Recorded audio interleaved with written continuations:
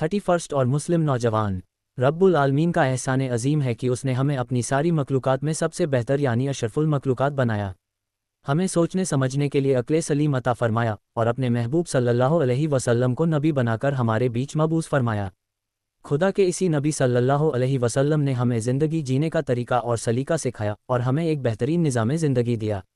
इस्लाम के इसी निज़ाम और कानून को शरीयत कहते हैं। इसी शरीयत पर चलकर जिसने ज़िंदगी गुजारी वह कामयाब हो गया और जो इसे भटक गया वह नाकाम हो गया। मोमिन होना अपनी मर्ज़ी और तबीयत का नाम नहीं बल्कि मोमिन होना नबी की शरीयत का नाम है। आज हम और हमारे नौजवान कब्र और हश्र की ज़िंदगी को भूलकर दुनिया की रंगीनियों और लज्जतों को हासिल करने इस्लामी कानून शरीयत को छोड़कर गैर इस्लामी तरीक़ों पर चलकर गैरों की नकल करते नज़र आ रहे हैं।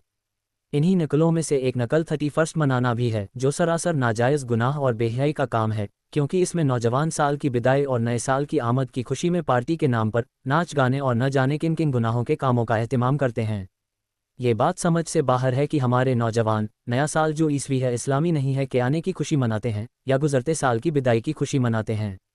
अगर साल गुजरने की खुशी मना रहे हैं तो उन्हें गुजरते साल में किए गए अपने अच्छे और बुरे कामों पर नज़र डालनी चाहिए कि हमने साल भर में कितने अच्छे काम किए और कितने बुरे काम किए, रब और रसूल की कितनी फरमाबरदारी किए और कितनी नाफरमानी किए, नमाज रोज़ों का, शरीयत और सुन्नतों का कितना ख्याल रखा, नेकियों के कितने काम किए और बुराइयों से कितने दूर रहे। अगर आपने रब और रसूल की फरमाबरदारी में साल गुजारा है, नमाज रोज़ों को पाबंदी से अदा करते हुए साल गुजारा है, शरीयत और सुन्नतों पर अमल करते हुए साल गुजारा है, नेकियों के काम करते हुए और गुनाहों से दूर रहते हुए साल गुजारा है, तो यकीनन आप गुजरते हुए साल की बिदाई का जश्न ज़रूर मनाएं। वरना याद रखिए, इधर आप 31 मनाने का इंतज़ाम कर रहे होंगे, उधर आपका नाम जहन्नमियों की लिस्ट में लिखा जा रहा होगा। याद रखिए, नबी सल्लल्लाहु अलैहि वसल्लम ने फरमाया, जो जिस कौम की मुशाबहत करेगा यानी जिस कौम के तरीक़ों पर चलेगा, बरोज़े क़यामत उसका हश्र उसी के साथ होगा। सोचिए, लम्हा लम्हा, सेकंड सेकंड, मिनट मिनट और एक एक दिन करते करते आपकी ज़िंदगी का एक साल कम हो गया और इसी तरह सारी ज़िंदगी यूं ही गुजरते हुए ख़त्म हो जाएगी।